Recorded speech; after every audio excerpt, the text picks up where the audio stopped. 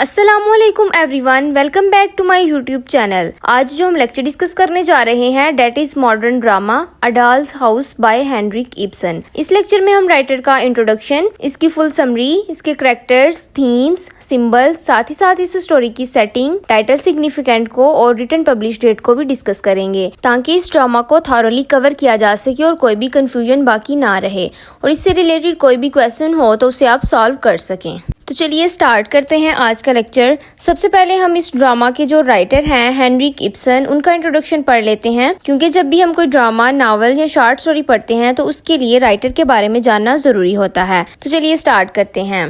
हमारे जो राइटर है हेनरिक इब्सन, ये 1828 में पैदा हुए और 1906 में इनकी डेथ हो गई। Henrik Ibsen Norwegian playwright और थिएटर डायरेक्टर थे और ये मॉडर्निज्म एरा में फाउंडर ऑफ थिएटर भी थे और इनको फादर ऑफ रियलिज्म भी कंसीडर किया जाता है। और हेनरिक इब्सन को 90th सेंचुरी का और वेस्टर्न लिटरेचर में मोस्ट इन्फ्लुएंशियल प्ले राइट समझा जाता था। इसके बाद ये after Shakespeare most performed dramatist भी थे क्योंकि इनका जो प्ले है अ डॉल्स हाउस, ये 2006 का वर्ल्ड्स मोस्ट परफॉर्म्ड प्ले था। अब चलते हैं हम अपने ड्रामा की तरफ। अ डॉल्स हाउस नॉर्वेजियन में 4 दिसंबर 1879 में आई डॉकजेम के नाम से पब्लिश किया गया। देन इसको इंग्लिश में ट्रांसलेट किया गया और इंग्लिश में इसका नाम अ डॉल्स हाउस रखा गया और इस ड्रामा को फर्स्ट परफॉर्म्ड कोपेनहेगन में 21 दिसंबर 1879 में किया गया। अब हम इस ड्रामा की सेटिंग को देखते हैं। इस ड्रामा की सेटिंग 1879 में नॉर्वेजियन टाउन सी में रखी गई। उसके बाद इस ड्रामा का टाइम पीरियड 90th सेंचुरी का है। अब हम इस स्टोरी के थीम्स को डिस्कस करते हैं जो हैं अपीयरेंसेस एंड रियलिटी,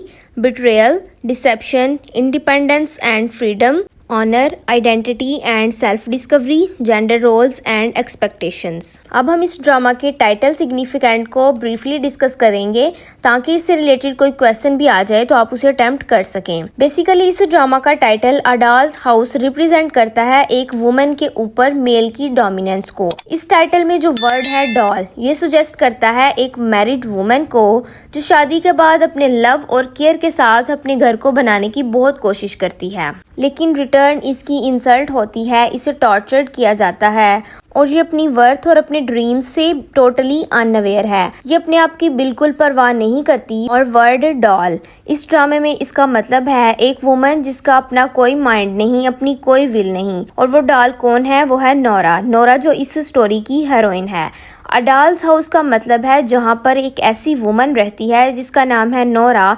वो अपनी वर्थ से बिल्कुल अनअवेयर है और अपने घर यानी डॉल्स हाउस को बनाने की कोशिश करती है, लेकिन इसका हस्बैंड टॉलवर्ट जो है इसे एक डॉल की तरह ट्रीट करता है और ये अपनी मर्जी से इसे चलाता है। तो बेसिकली अ डॉल्स हाउस इसी चीज को सिग्निफाई करता है। और इस ड्रामा के सिंबल्स को हम लास्ट पर डिस्कस करेंगे ताकि समरी पढ़ने के बाद आपको सिंबल्स की अच्छी तरह समझ आ जाए। तो चलिए अब हम अपने कैरेक्टर्स को डिस्कस करते हैं।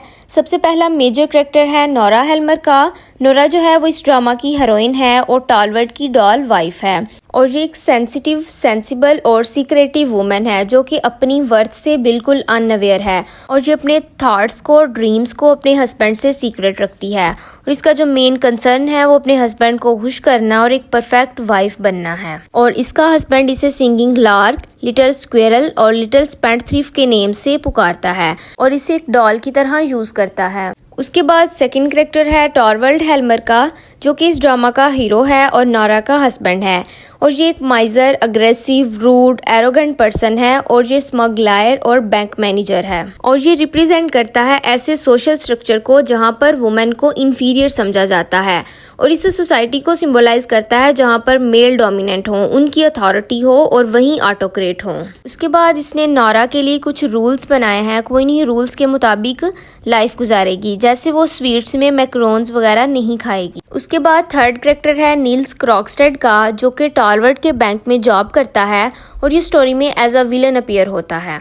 उसके बाद फोर्थ कैरेक्टर है क्रिस्टीन लिंड का जो कि नोरा की चाइल्डहुड फ्रेंड है और ये पास्ट में ना क्रॉक्सटेड से मोहब्बत करती थी, लेकिन ये पैसों के लिए किसी और से शादी कर लेती है।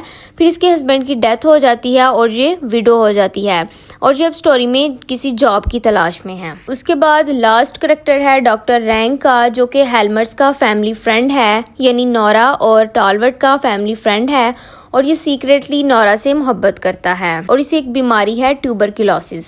स्टार्ट करने से पहले अगर आपने मेरे यूट्यूब चैनल को सब्सक्राइब नहीं किया तो काइंडली सब्सक्राइब कर दीजिए और वीडियो को लाइक कीजिए। तो चलिए अब हम अपनी समरी स्टार्ट करते हैं। और ये drama a doll's house 3 acts पर बेस करता है। फर्स्ट एक्ट क्रिसमस से एक दिन पहले स्टार्ट होता है।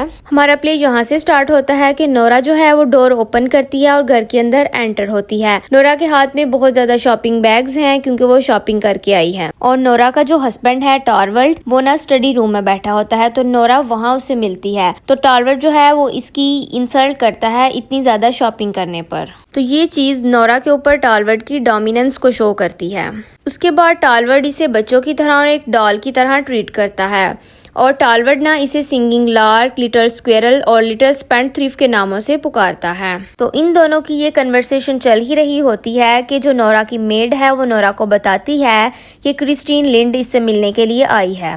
क्रिस्टीन कौन है? वो नोरा की ओल्ड फ्रेंड है जो कि एक जॉब की तलाश में नोरा के घर आई है। अब क्रिस्टीन ना नोरा को अपनी लाइफ के बारे में बताती है कि उसने लाइफ में बहुत ज़्यादा डिफ़िकल्टीज देखी हैं। उसके हस्बैंड की डेथ हो गई है, अब वो और इसके बच्चे जो हैं वो लावारिस हैं। तो इधर ना नोरा क्रिस्टीन की प्रॉब्लम सुनकर अपनी प्रॉब्लम्स को रिकॉल करने लगती है। अब नोरा इधर ना क्रिस्टीन को अपनी ज़िंदगी का एक बहुत बड़ा राज बताती है। नोरा क्रिस्टीन को बताती है कि उसने इलीगली बैंक से लोन लिया था इटली ट्रिप को अफोर्ड करने के लिए, क्योंकि इसका हस्बैंड बीमार था तो इसकी रिकवरी के लिए इनका इटली जाना ज़रूरी था। नोरा ना क्रिस्टीन को बताती है कि इसका हस्बैंड बीमार था तो इसकी रिकवरी के लिए इटली जाना जरूरी था। तो टॉरवल्ड के पास इटली ट्रिप को अफोर्ड करने के पैसे नहीं थे तो मैंने बैंक से लोन लिया था। और टॉरवल्ड से ये झूठ बोला था कि मैंने ये पैसे अपने फादर से लिए हैं और मैंने पेपर्स पर अपने फादर के नकली साइन किए थे क्योंकि मेरे फादर की एक दिन पहले डेथ हो चुकी थी। मैंने ये झूठ इसलिए बोला कि ये मेरे हस्बैंड की मैस्कुलिनिटी के अगेंस्ट था कि वो एक औरत से पैसे ले। नोरा क्रिस्टीन को ये भी बताती है कि मैंने कई सालों से अपने हस्बैंड से ये बात छुपाई हुई है और मैंने इस लोन को रीपे करने के लिए बहुत सी जॉब्स वगैरह भी की। तो नोरा का ये एक्ट इस चीज़ को भी शो करता है कि नोरा अपनी फैमिली की केयरिंग के साथ साथ अपने बिजनेस को भी कंडक्ट कर सकती है। तो ये सब बातें करने के बाद नोरा क्रिस्टीन को कहती है कि वो अपने हस्बैंड से तुम्हारी जॉब की बात करेगी। तो उसके बाद अनफॉर्चुनेटली नोरा का ये राज क्रॉक्स्टेड को भी पता होता है। तो अब ना क्रॉक्स्टेड ने बैंक में कोई इलीगल काम किया होता है तो टॉरवल्ड ना अब क्रॉक्स्टेड को बैंक में नहीं रखना चाहता, वो उसको वहां से फायर करना चाहता है। तो नोरा जब क्रिस्टीन की जॉब की बात करती है टॉरवल्ड से तो टॉरवल्ड डिसाइड करता है कि वो क्रॉक्स्टेड को फायर कर देगा और उसकी जगह पर क्रिस्टीन को हायर कर लेगा। तो देन क्रॉक्स्टेड ना अब हेल्मर हाउस आता है और वो नोरा से प्राइवेटली मिलता है और नोरा को कहता है कि तुम अपने हस्बैंड टॉरवल्ड से बात करो कि वो मुझे जॉब से ना निकाले।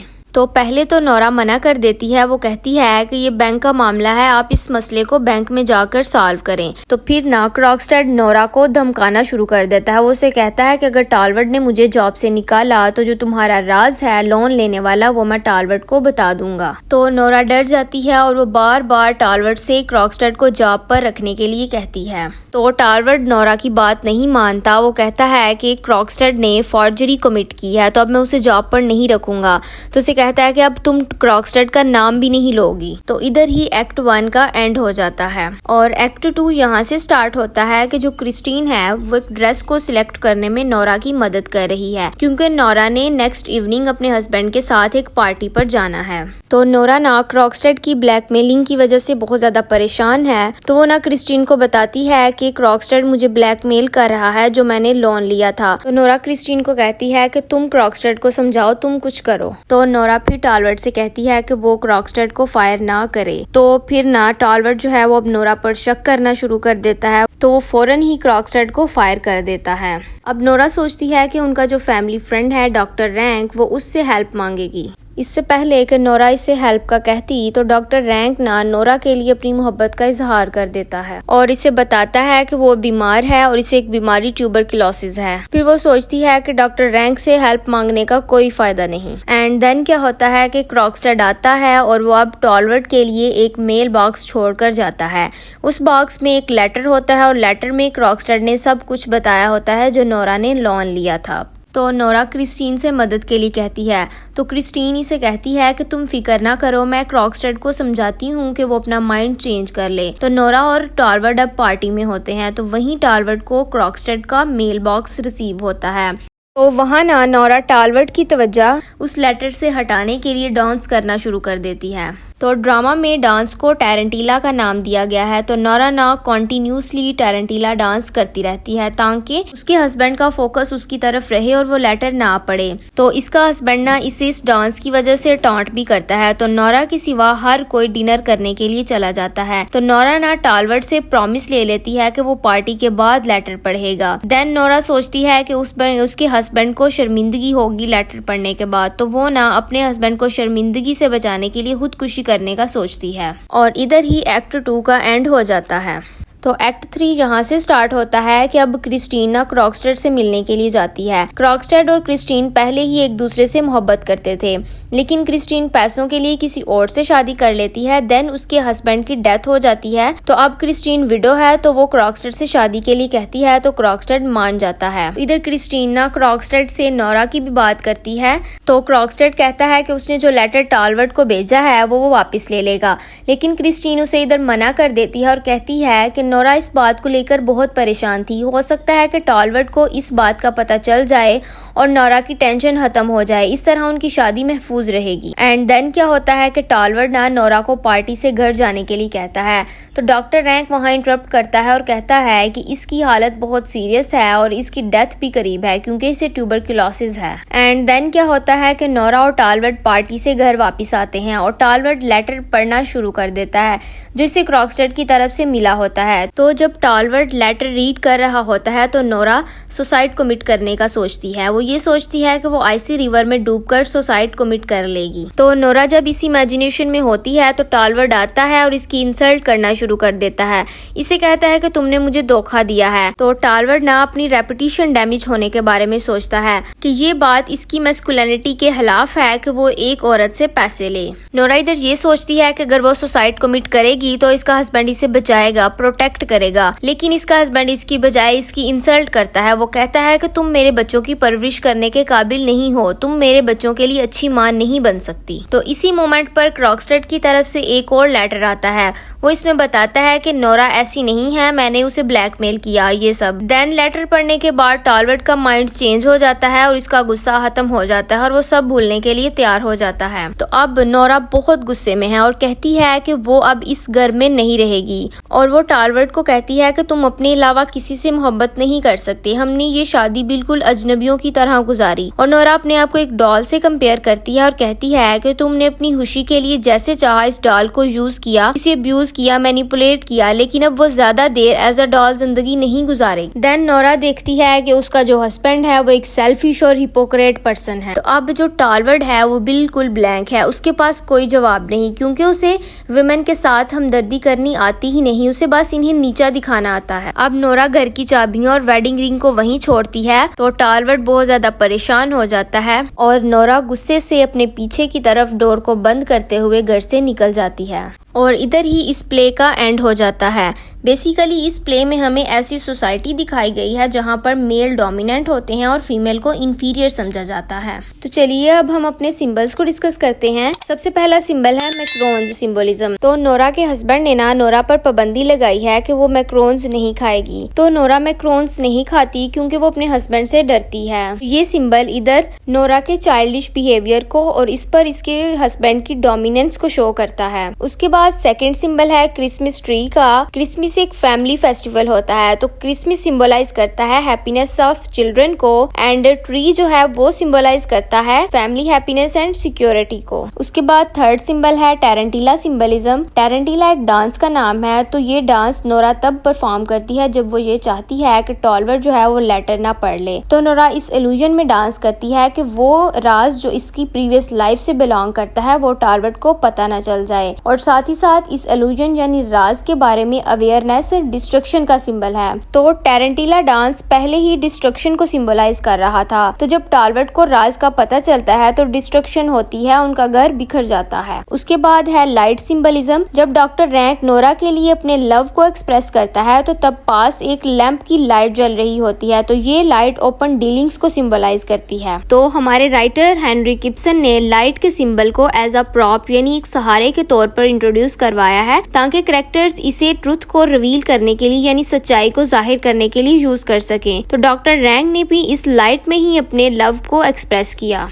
उसके बाद सिंबल है ब्लैक क्रॉसेस का। जब डॉक्टर रैंक अपना विजिटिंग कार्ड देता है तो इस कार्ड पर उसका जो प्रिंटेड नेम होता है वो उस पर ब्लैक क्रॉसेस लगा देता है। तो यहाँ ब्लैक क्रॉसेस डॉक्टर रैंक की डेथ को सिंबलाइज करते हैं, जो कि करीब है। उसके बाद है शॉल्स सिंबलिज्म। नोरा पार्टी पर मल्टी कलर्ड शॉल वेयर करती है, जो सिंबलाइज करती है नोरा का डिलाइट ऑफ लाइफ के साथ जुड़े रहना। फिर नोरा घर आकर ब्लैक शॉल वेयर करती है, जो कि इसकी डेथ विश को सिंबलाइज करती है। उसके बाद सिंबल है डोर्स का। ये प्ले डोर के ओपन होने से शुरू होता है और खत्म होता है डोर के बंद होने से। और डोर का ओपन होना एक परिंदे का पिंजरे में कैद होना जाहिर करता है, यानी नोरा का पिंजरे में कैद होना। और जब प्ले के लास्ट पर नोरा डोर बंद करते हुए घर से निकलती है तो डोर का बंद होना उसकी डिपेंडेंस के खत्म होने को सिंबलाइज करता है कि अब वो आजाद है और इंडिपेंडेंट है। और डोर का बंद होना इसके आजाद होने और इंडिपेंडेंट होने को सिंबलाइज करता है। उसके बाद सिंबल है डिजीज सिंबलिज्म।